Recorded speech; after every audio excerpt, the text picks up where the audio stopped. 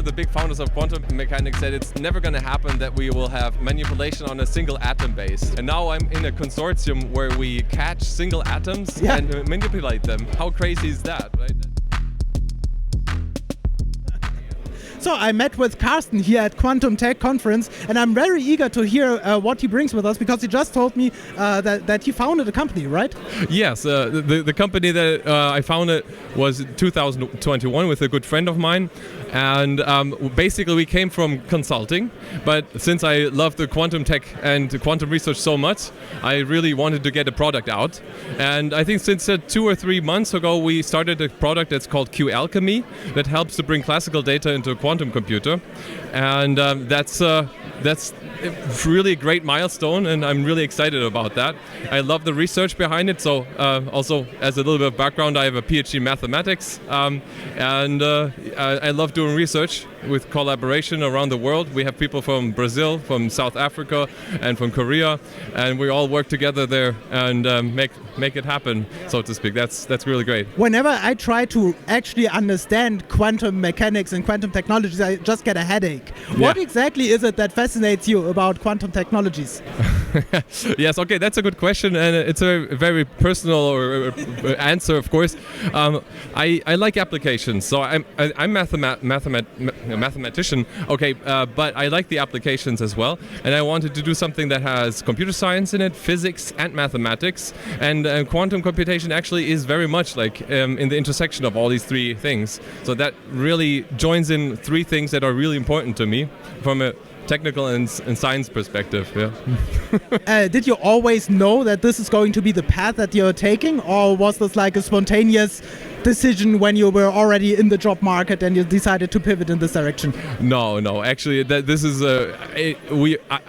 I started to do everything that I do in life is just I have my interest. I want to have something done, but I don't focus on a specific outcome, and that makes and serves me well, because otherwise I would think I would go crazy. Yeah. So I just said, like, I love quantum computing. I want to do research, and we have a consultancy company. And where do I bring it anywhere? I don't know. Just start it. Yeah. Right? Yeah. So that's how it worked, and I would not have predicted that we have like this QAlchemy product by now. Definitely not. One question that I ask every single one here that I meet: when do you expect, or when do you estimate, will we have real life applications of quantum computers? Because right now I think everything is research, right? Right, absolutely correct. I think a couple of years ago I was on a sort of a panel, and they were asking me, I was 21 I think, and they were asking me actually, do you think you're going to make money with quantum computing in the next 3 to 5 years? And I was like, I don't think so. Yeah, but things have considerably changed. In Germany, there is a lot of funding from the government, directly or indirectly, and we also get a lot of funding from that channel, both of these channels, right? And potentially we may have customers now with QAlchemy as well. So this is way faster than I expected. 2 or 3 years into it. Let's see, yeah. Yeah. Can you explain to me how quantum entanglement works? No worries if you can't, but this is like magic for me. Yes, well, quantum entanglement is the thing that excites me a lot, because at the core of our QAlchemy product is actually exploiting the entanglement structure of classical data. Yeah, but what is it? Well, I never really got into the excitement of entanglement so much, for the reason because quantum computing is not so excited about entanglement, right? What you have is a quantum state, and that has amplitudes, and that's your vector, right? So entanglement is something if you have a particle there and then a particle there, and it's and it's not in the same location. You want to do something with it. Yeah. Then people get all excited, and I understand that. Yeah. Right? So I cannot explain entanglement, because in my worldview, it's just a vector. Yeah, of course. I know that sounds really weird, but this is how it is. Yeah. But I'm always fascinated because people are actually building machines around all of these things that simply sound crazy. If you if you were telling these technologies or these concepts to a person 100 years ago, you would have been burned at the stake or something. I don't know. It's super crazy. One of the big founders, who was it again? I don't know. One of the big founders of quantum mechanics said it's never going to happen that we will have manipulation on a single atom base, right? And now I'm in a consortium where we catch single atoms and manipulate them. How crazy is that, right? That's 100 years ago. Right. And and even the fanciest and greatest scientist was not able to predict that. And I think this is I also think that what's happening in the quantum tech area, it's all research right now, as you just said.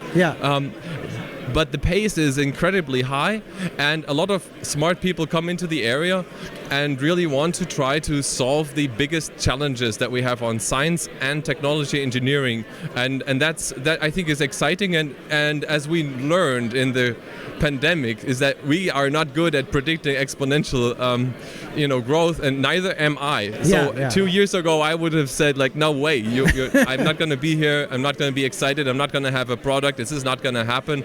And I right now I would still say, okay, it's still 10 years until we have true applications, right?